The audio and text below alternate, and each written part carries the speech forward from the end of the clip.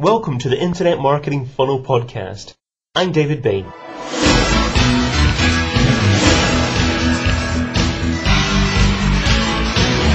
Hi, and welcome to another edition of the podcast brought to you by InternetMarketingFunnel.com.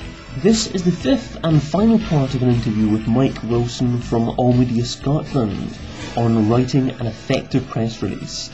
In this part of the conversation, we discuss the long-term approach to building an effective PR campaign.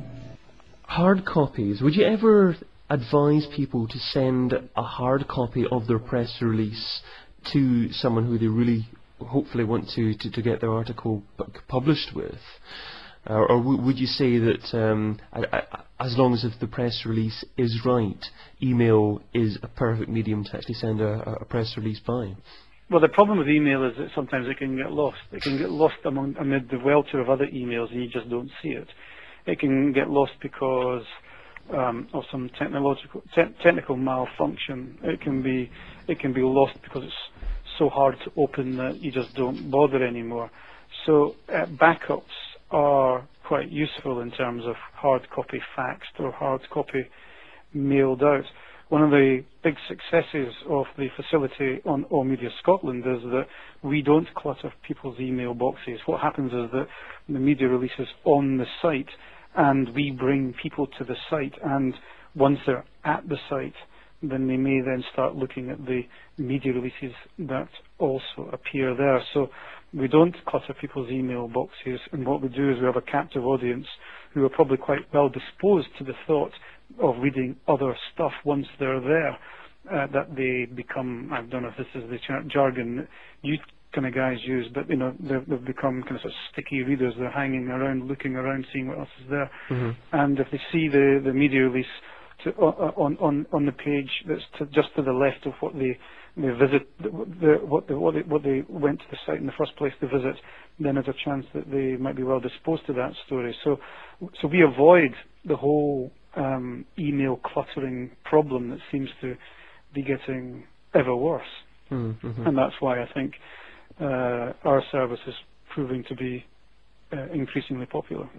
And if someone has a longer term press release campaign intended over, say, 6-12 months or so, would you say it's fairly imperative to actually start to try and build personal relationships with editors of different publications and be able to actually email people directly? Is that an important part of long-term PR success? Absolutely. I'm not sure it necessarily have to be editors. Perhaps the editor of the local newspaper, given that there aren't terribly many people working on any one local newspaper, and the editor is likely to be as hands-on as any reporter. But you should identify reporters that have got a particular specialism that kind of matches yours. You should certainly seek to make contact with them. But, and that contact could be a social contact, not that journalists really have the time anymore to meet for coffee or for lunch.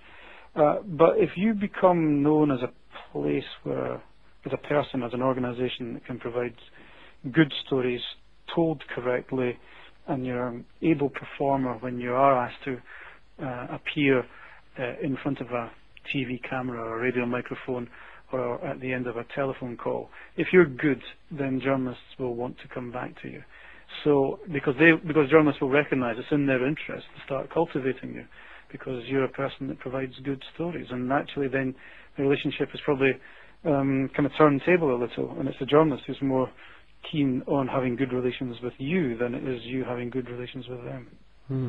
That's an excellent point. The only thing I suppose you'd add to that is don't do too much chasing at the beginning. You want to give your story the opportunity to do the selling, and you never actually push your story too much. If it's good, people will take it. If not, then move on to the next story. Well, get the mechanics right. Make sure that the people you want to read it will be reading it.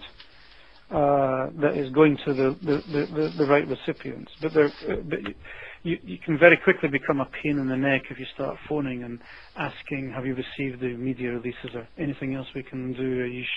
Have you any idea when you might want to use it? At that point, you can very quickly alienate your intended friend on the news desk just because you've just started to hassle them too much. So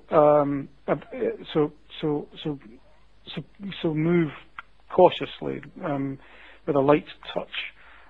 Perhaps maybe one follow-up call, but no more, because no amount of phoning a journalist is going to get them necessarily to veer away from their initial judgment on whether a story is worth following up. And just because you phoned them half a dozen times isn't going to make them feel any better disposed to a story that they essentially think is a dud. So if it's a good story, then they'll be coming after you. Excellent stuff. Okay, well, thank you very much for joining me today, My pleasure. Mike. I really appreciate that. Obviously, we've mentioned allmediascotland.com is the place to find you. Would you like to give out any other contact details at all? Yes, our email address is info@allmediascotland.com.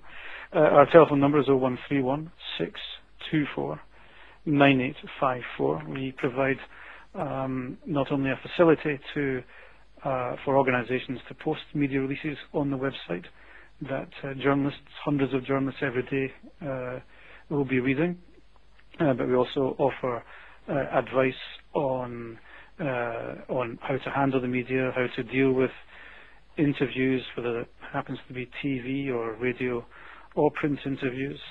We offer advice and consultancy on media strategy, developing a communications message. Give us a call anytime. Brilliant stuff. Thanks again.